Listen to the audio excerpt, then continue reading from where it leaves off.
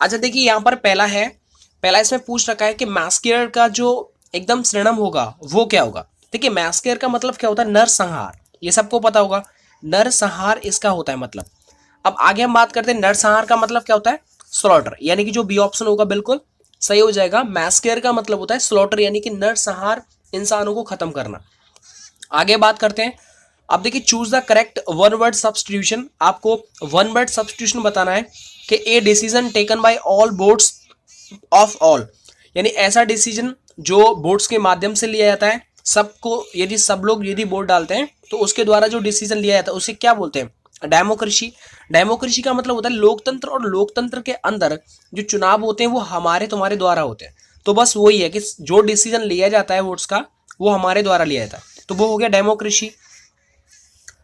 आगे बात करते हैं a piece of writing full of words more than required. देखिए आपको पता है मान लीजिए एक कोई रिपोर्ट बन के तैयार हुई है, अब रिपोर्ट के अंदर सिर्फ 4 पैराग्राफ का कोई रिपोर्ट है, लेकिन आपने क्या किया है कि उसको इतना लंबा कर दिया है कि 5 से 6 पैराग्राफ में आ रहा है। तो जाहिर सी बात है कि इतना बड़ा हुआ है वो, तो उसके अंदर क्या है, वो वर्बोज है। क्या है वो, वर्बोज। वर्बोज का मतलब यही होता है कि मतलब एक तरह से अननेसेसरी वर्ड्स को आप ज्यादा ऐड कर रहे हैं उसमें, यानी full of too many words, है ना, मतलब अननेसेसरी जो होते हैं तो वो होते हैं, उसे बोलते हैं वर्बोस, राइट ना। जैसे I gave you a verbose report, तो वर्बोस रिपोर्ट में क्या होता है कि बहुत ज्यादा अनरिक्वायर्ड जिनकी जरूरत नहीं होती है वो सारी उसमें रामायण लिखी जाती है, तो उसको बोलते हैं वर्बोस रिपोर्ट। आगे बात करते हैं कि चौथा क्वेश्चन क्या होगा कि सिलेक्ट द करेक्ट वर्ब आपको बताना है। और मैंने आपको हमेशा बताया कि दोस्त कभी भी अगर इफ आए चाहे व्हेन आए तो इसके बाद आने वाला जो टेंस होगा वो कैसा होगा, प्रेजेंट इंडेफिनिट आता है। कौन सा आएगा, प्रेजेंट इंडेफिनिट यानी सिंपल आएगा। तो दोस्त यहाँ पर प्रेजेंट इंडेफिनिट आएगा, और जो शी है ना, यहाँ पर आप सी हो, ही, सी, ही, इट्स, किसी का भी नाम यदि आ रहा है तो उसके बाद आने वाला जो भी वर्ब होगा उसमें एस देखने को जरूर मिलेगा, तो यहाँ पर एस वाला ऑप्शन आएगा, इसलिए हमारा सी बिल्कुल सही है। आप याद रखो कि देखो जब भी कभी वेन आ जाए, इफ आ जाए, तो इनके बाद प्रेजेंट इंडेफिनिट आता है, और आपको पता है कि शी के बाद एस और एस वाला ऑप्शन आता है, तो ये हो जाएगा कम्स। आई होप दोस्तों ये क्लियर समझ में आ गया होगा। आगे हम बात करते हैं कि प्रीपोजिशन का पार्ट आपको पूछ रहा है कि इसमें प्रीपोजिशन बताना है। तो देखो he dealt very politely dash me, आप सबको पता होगा कि जो डेल्ट है वो सेकंड फॉर्म है किसकी, डील की, और डील के बाद आने वाली प्रीपोजिशन कौन सी होती है, विद होती है, तो वो क्या होता है, डील विद। तो हमारा जो सी ऑप्शन है वो बिल्कुल सही हो जाएगा, ठीक है, यानी कि उसने मुझसे बहुत पोलाइटली यानी विनम्रता के साथ उसने डील किया, तो डील मतलब डील विद। आगे पूछ रहा है कि करेक्ट आपको स्पेलिंग बताना है कि कौन सा है। दोस्तों मैं आपको बताना चाहूंगा कि जब भी कभी लास्ट में जैसे मानो ये लिख रहा है परमिट, अब परमिट की जो स्पेलिंग होती है वो होती है PERMIT, ठीक है, लेकिन अब जब भी कभी इसमें अगर ईडी जोड़ने की बात करें, ईडी हो चाहे वो ING हो, कोई फर्क नहीं पड़ता। यदि लास्ट वाला कॉन्सोनेंट है और उस कॉन्सोनेंट से पहले यदि एक वर्ड जो आ रहा है, एक मतलब सिर्फ एक को ही देखना, कॉन्सोनेंट से पहले अगर कोई वॉवेल आता है, जब ईडी या फिर ING लगाने के टाइम पर जो ये लास्ट वाला कॉन्सोनेंट होता है वो डबल हो जाता है। कैसा हो जाता है, डबल। तो अब इसकी स्पेलिंग क्या हो जाएगी, PERMITTED। अब इसको चूज कर लो कौन सा है, तो ये है PERMITTED, बस हो गया। आगे हम बात करते हैं। अब देखिए PRMITT बिल्कुल सही है, इसमें कोई गलती नहीं है। आगे पूछ रहा है आपसे कि आपको ईडियम बताना है, तो विल ओज द विस्प का मतलब क्या होता है। देखिए इसका ईडियम का जो मतलब होता है, अगर आपने याद कर रखा हो तो इसका मतलब होता है एनीथिंग विच इल्यूड्स और डिसीव्स, यानी ऐसी मतलब एनीथिंग, कुछ भी चीज जो आपको धोखा दे सकती है, और जो मतलब इल्यूड्स होती है, इल्यूड्स का मतलब होता है कि धोखा दे करके चलते बनना, उसे बोलते हैं इल्यूड्स। तो अल्यूड्स भी होती है, डिसीव्स भी होती है, तो उसको बोलते हैं विल ओ द विश्व। आगे देखिए, आगे 9वां क्वेश्चन इसमें पूछ रखा है कि आपको इनडायरेक्ट स्पीच बताना है। और इनडायरेक्ट जब भी कभी आपके दिमाग में इनडायरेक्ट आए तो सबसे पहले आप ये सोच लिया करें कि जो भी प्रेजेंट की फॉर्म होंगी वो सब पास्ट में जाएंगी, ये बात आपके दिमाग में आनी चाहिए।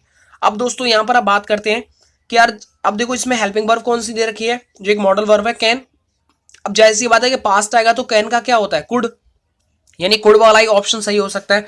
तो देखो एक तो कुड आ रहा है ए में, और एक हो रहा है बी में, और एक आ रहा है डी में, यानी इनमें से ही होगा, यानी कि ये जो सी वाला है ये बिल्कुल नहीं होगा, क्योंकि कैन का तो कुड होगा ना, ये तो फैक्ट है। अब इनको आप चेक कर लीजिए, यानी उसने कहा क्या तुम गा सकते हो, और मैंने उत्तर दिया नहीं, ठीक है, तो अब मतलब उसने मुझसे पूछा है, तो यानी ये हो जाएगा ही आस्क्ड मी अब मी कहां से आ गया? देखिए ऐसा होता है दोस्तों कि जो यू है ना, यू, अब यू जो है वो चेंज होने के लिए ऑब्जेक्ट के पास जाता है, और जब यदि ऑब्जेक्ट नहीं दे रखा है तो आप अपनी मर्जी से कोई भी ऑब्जेक्ट लगा सकते हैं, लेकिन कंडीशन उसमें ये होती है कि जैसे आगे अगर ही आ रहा है, ही कौन सा पर्सन है? थर्ड पर्सन, और ये यू कौन सा है? Second person. तो अब बचा कौन सा? First person. तो आप फर्स्ट पर्सन का कोई भी ऑब्जेक्ट यहां पर यूज कर सकते हैं। इस बात को दोबारा से सुन लीजिए। अब देखो यहां पर क्या हो जाएगा, ही आस्क्ड मी, मैंने अपने अकॉर्डिंग मी लगा लिया, आई का ऑब्जेक्ट, तो ही आस्क्ड मी इफ अब जाहिर सी बात है कि यू जो अगर आपने मी लिखा है तो यू मी के पास जाएगा तो वो किस में चेंज हो जाएगा? बताइए, आई में हो जाएगा। तो ये हो जाएगा he asked me if I could sing and I said, मैंने कहा नो। तो बस इसका जो डी ऑप्शन है वो बिल्कुल सही हो जाएगा। ठीक है। अब देखो सर पहला क्यों नहीं हुआ? क्योंकि बेटा देखो दैट कभी नहीं लगेगा, क्योंकि इंटेरोगेटिव आता है तो जाहिर सी बात है कि इफ वाला आपको कंजंक्शन लगाना होता है, तो ए वाला तो वैसे गलत हो गया, है ना। सर बी क्यों नहीं आया? देखो बी इसलिए नहीं आया क्योंकि देखो यहां पर जो ऊपर दे रखा है ना वही सेम नीचे होना चाहिए, लेकिन वो पास्ट में होना चाहिए, जबकि ऐसा इसमें नहीं हो रहा है। देखिए आगे बात करते हैं, एंड आई सैड दैट, तो इसको जोड़ने के लिए कोई जरूरत नहीं है, आप सिर्फ लिख सकते हैं नो। तो ये हो जाएगा डी, सही हो जाएगा। आगे है कि आपको एडजेक्टिव फॉर्म बताना है क्राइम का। देखिए मैंने आपको पिछली वाली वीडियो में बताया था और अभी भी बता देता हूं कि जितने भी एडजेक्टिव हैं उन सबको आप एक एक बार जरूर देख लें, या फिर मेरे को टाइम मिलेगा तो मैं आपको स्पेशली जो गिने चुने वर्ड होते हैं एडजेक्टिव या फिर कलेक्टिव नाउन उनके बारे में बता दूंगा। देखिए क्राइम का जो एडजेक्टिव होता है वो होता है क्रिमिनल। क्या होता है? क्रिमिनल। ये आपको याद ही करना पड़ेगा यार, इसमें तो कुछ नहीं कर सकता ना, तो इसको याद रख लीजिए। आगे है सैरिन। देखिए इसका एंटोनिम बताना है। सैरिन का मतलब क्या होता है? एक तरह से निर्मल या फिर शांत। सैरिन बहुत अच्छा वर्ड है, इसकी रेस्पेक्ट भी करना चाहिए, बहुत प्यारा वर्ड है सैरिन। तो सैरिन जब शांत या फिर निर्मल हो जाएगा तो इसका जो उल्टा हो जाएगा वो कैसा हो जाएगा? कॉम्प्लिकेटेड हो जाएगा, बहुत ज्यादा जटिल हो जाएगा। ठीक है, क्योंकि एजिटेटेड का मतलब तो होता है उत्तेजित। आपको यदि याद हो तो एजिटेटेड का मतलब होता है उत्तेजित होना, और ये होता है शोई। शोई का मतलब दिखावा वगैरह करना, दिखावा करना एक तरह से। और इम्प्योर, इम्प्योर का तो मतलब सबको पता होगा कि अपवित्र। ठीक है, तो इम्प्योर जैसे आपने देखा होगा टेंपल के अंदर आप गए और वहां पर जाकर आपने एग तोड़ दिया, यानी अंडा अंडा फोड़ दिया, तो वो क्या हो जाएगा? अब आपने मंदिर को क्या कर दिया? इम्प्योर कर दिया, यानी प्योर नहीं किया आपने, इम्प्योर कर दिया, मतलब अपवित्र। आगे बात करते हैं 12वां क्वेश्चन है, और ड्राई दीज बूट्स इन डैसन। सबको पता होगा कि एस ब्रह्मांड के अंदर ऐसी कोई चीज जो अपने आप में अद्भुत होती है उससे पहले दा का यूज किया जाता है, तो यहां पर आर्टिकल हो जाएगा सी। आगे बात करते हैं, प्लूरल बताना है आपको, और ये एफ है।